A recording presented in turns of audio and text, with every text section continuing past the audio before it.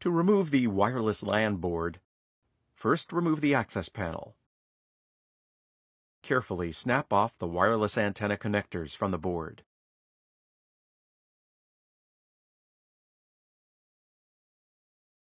Remove the Phillips number 1 screw for the board.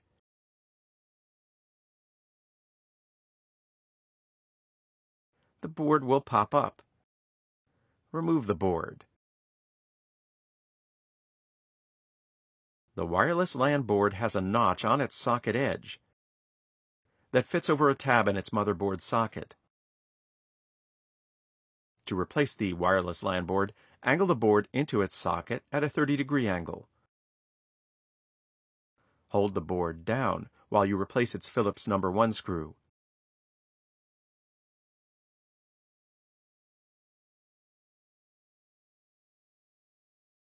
Replace the wireless antenna connectors to the card.